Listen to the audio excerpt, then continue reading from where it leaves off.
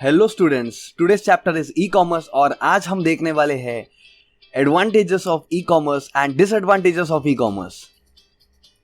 My name is Akshay Gaikwad from easy ITCS। Let's get started. तो हम अभी देखने वाले हैं एडवांटेजेस ऑफ ई कॉमर्स। हमने ई कॉमर्स क्या है ये पिछले सेशन में देखा था। आज हम देखेंगे एडवांटेजेस ऑफ ई कॉमर्स। तो सबसे पहला पॉइंट यहाँ पे बोला है ग्लोबल स्कोप।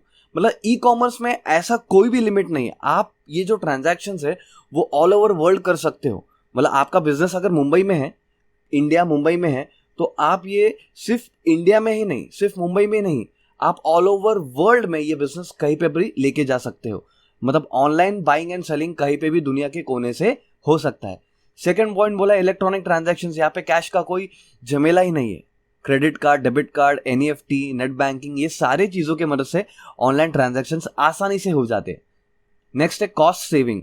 देखो अभी ई कॉमर्स में अगर आप ई कॉमर्स करते हो तो आपका कॉस्ट सेविंग काफ़ी हद से हो जाता है, क्योंकि यहाँ पे कैसा है, आप बहुत सारे वेबसाइट्स पे जाके एक प्रोडक्ट को कंपेयर कर सकते हो।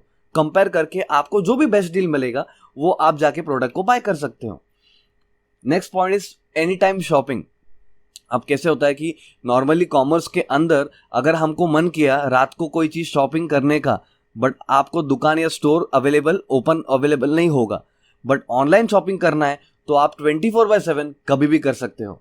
Next is no intermediaries. आपको यहाँ पे बेसिकली क्या होता है, जब भी आप मतलब कॉमर्स वाला ट्रांजैक्शन करते हो, जब आप कोई शॉप में जाते हो तो शॉप में जाने के बाद में वहाँ पे रिटेलर होता है। रिटेलर के पास में सामान आता है होलसेलर के पास। होलसेलर के पास में सामान जो आता है वो आता है मैन्युफैक्चरर के पास से। तो इतने सारे लोग बीच में हैं तो आपका जो एंड प्राइस है वो भी बढ़ जाता है। तो ऑनलाइन अगर आप शॉपिंग करते हो तो डायरेक्टली प्रोडक्ट्स मैन्युफैक्चरर से आते हैं ई कॉमर्स वेबसाइट पे और वो सेल किए जाते हैं। नेक्स्ट है पब्लिक सर्विसेज। एक टॉपिक है जो हम आगे सीखने वाले हैं, ई गवर्नेंस। तो ई गवर्नेंस में मतलब ई कॉमर्स से बहुत सारी फैसिलिटीज है जो प्रोवाइड की है गवर्नमेंट को। और ई गवर्नेंस में बेसिकली चीज़ें आती है पब्लिक सर्विसेज को लेकर के और काफ़ी चीज़ें। तो हम अभी थोड़ा डिटेल में देखेंगे हमारे एडवांटेजेस को। तो सबसे फर्स्ट पॉइंट यहाँ पे बोला है global scope. It provides the buyers and sellers virtual world without barrier of place enabling global reach. मतलब आपको ऐसा बिल्कुल भी नहीं है कि आपका अगर शॉप अगर मुंबई में है तो आपको सिर्फ मुंबई के कस्टमर्स मिलेंगे। ऐसा बिल्कुल भी नहीं है। आपको कस्टमर्स मिलेंगे from all over the world. आपको बिल्कुल भी ऐसा लिमिटेशंस नहीं है कि मुंबई या स्पेसिफिक एरिया से आपको कस्टमर्स मिलेंगे। अगर आपके प्रोडक्ट्स एंड सर्विसेज काफ़ी अच्छे तो आप ऑल ओवर वर्ल्ड आपके प्रोडक्ट्स एंड सर्विसेज को बेच सकते हो। तो यही हमारा जो पॉइंट है वो है ग्लोबल स्कोप का।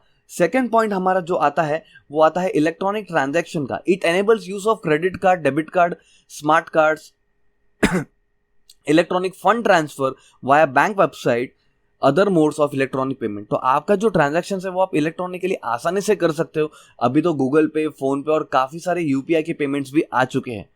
उसके बाद में थर्ड पॉइंट हमारा आता है कॉस्ट सेविंग का। आपका कॉस्ट यहाँ पे सेव कैसे होता है?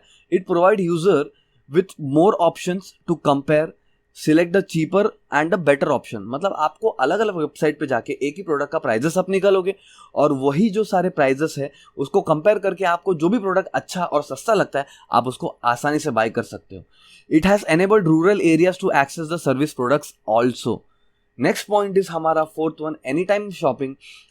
अ कस्टमर कैन शॉप 24/7। आपको अगर नॉर्मल कॉमर्स ट्रांजैक्शंस करना है तो आपको रात को 9 बजे तक स्टोर्स अवेलेबल मिलते हैं। उसके बाद में आप शॉपिंग नहीं कर सकते। या कभी कभी ऐसा होता है कि वो शॉपकीपर ने दुकान बंद करके रखा हुआ है, वो कहीं गांव चला गया है, कोई भी रीज़न से उसका दुकान बंद है, तो आप शॉपिंग नहीं कर पाओगे। बट ई कॉमर्स में ऐसा बिल्कुल भी नहीं है। आप 24/7 कभी भी कहीं से भी शॉपिंग कर सकते हो। Website is functional at all the time. It does not have working hours like a shop. मतलब उसका वर्किंग आवर्स नहीं कि वेबसाइट सिर्फ रात को 9 बजे तक चलेगा, सुबह 8 बजे ओपन होगा। आप 24/7 ये वेबसाइट कहीं भी ओपन करके ट्रांजैक्शंस कर सकते हो। नेक्स्ट पॉइंट हमारा है no intermediaries, direct communication between customer and business. मतलब जो भी आपका, जैसे आप मान के चलते हैं फ्लिपकार्ट, आप कोई अगर प्रोडक्ट बाय कर रहे हो तो आप डायरेक्टली फ्लिपकार्ट से कांटेक्ट कर रहे हो और फ्लिपकार्ट से वो प्रोडक्ट को बाय कर रहे हो. It allow us quick transactions. तो ऐसे होता है कि अगर हमारा जो प्रोडक्ट है उसके बीच में रिटेलर, होलसेलर, मैन्युफैक्चरर ये सारे इन्वॉल्व है तो हमारा जो ट्रांजैक्शंस है वो थोड़ा स्लो होने का भी चांसेस है. नेक्स्ट आता है हमारा 6th point, that is public service. It helps government to provide public services such as healthcare, education, social services in improved manner. देखो ये तो ऑलरेडी चीज़ें होती है बट ये ई कॉमर्स के वजह से और सुधारी गई है. ये हम और डिटेल में देखेंगे हमारे ई गवर्नेंस के टॉपिक में जो हमारे चैप्टर के एंड में आने वाला है. तो this is all about advantages of e commerce. अभी हम आगे देखते हैं डिसएडवांटेजेस ऑफ ई कॉमर्स.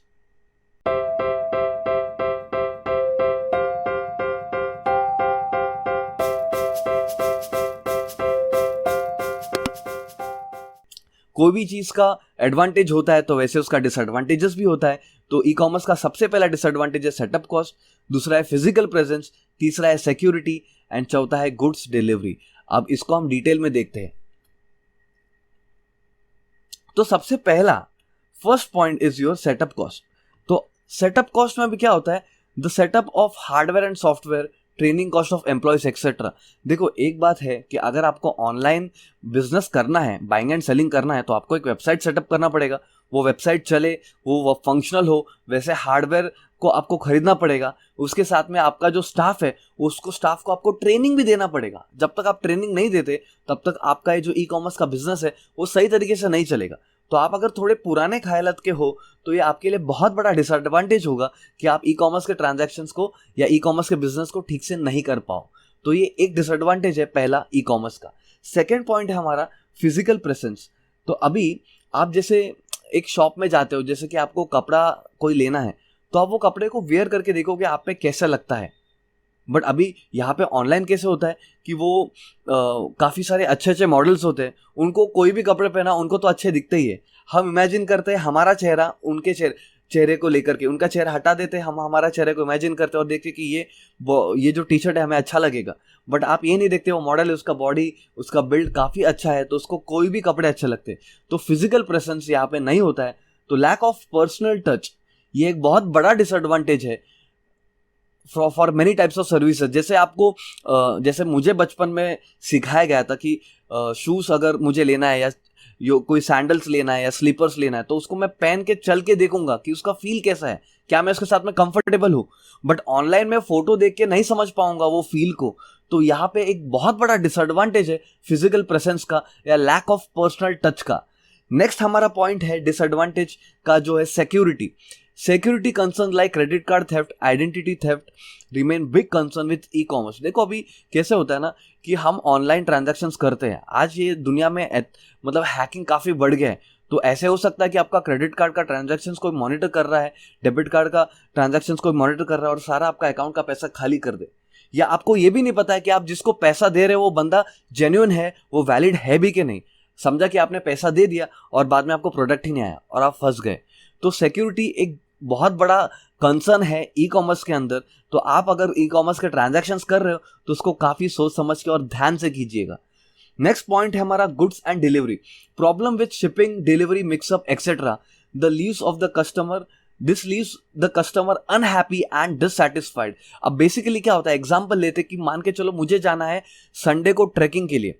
तो संडे को ट्रैकिंग के लिए जाना है तो उसलिए मैंने एक टेंट ऑर्डर किया क्योंकि ट्रैकिंग के जहाँ पे मैं जाने वाला हूँ वहाँ पे काफ़ी बारिश है तो मुझे बारिश से बचने के लिए टेंट चाहिए. टेंट को मैंने ऑर्डर किया तो मंडे को और उन्होंने मुझे बोला था कि थर्सडे को आपको बाय हुक और क्रूक डिलीवरी मिल ही जाएगा. तो मैंने बोला ठीक है, अगर लेट भी हो जाता है तो फ्राइडे भी मिल जाएगा तो भी इट इज़ फाइन. बट वो प्रोडक्ट क्या होता है वो मुझे थर्सडे को नहीं आता है, मैं वेट करता हूँ, फ्राइडे भी नहीं आता है. वो बोलते कि कुछ टेक्निकल इश्यूज़ की वजह से प्रोडक्ट सही टाइम पे नहीं पहुँच पा रहा है. वो सैटरडे भी नहीं आता है, संडे भी नहीं आता है. मैं संडे को ट्रैकिंग करके घर आ जाता हूँ, मंडे को मैं देख रहा हूँ तो वो प्रोडक्ट लेकर मेरे पास आता है. तो ये प्रोडक्ट का मेरे को बिल्कुल भी कोई काम नहीं है क्योंकि मुझे ट्रैकिंग करना था संडे को और वो प्रोडक्ट स्पेशली मैंने उसके लिए मंगाया था बट मुझे वो टाइम पे नहीं मिला. बहुत बार ऐसे होता है कि आप कोई products and services, goods and services order करते हो बट वो सही टाइम पे नहीं आता है. So this is also a big concern in e-commerce. तो this is all about disadvantages of e-commerce.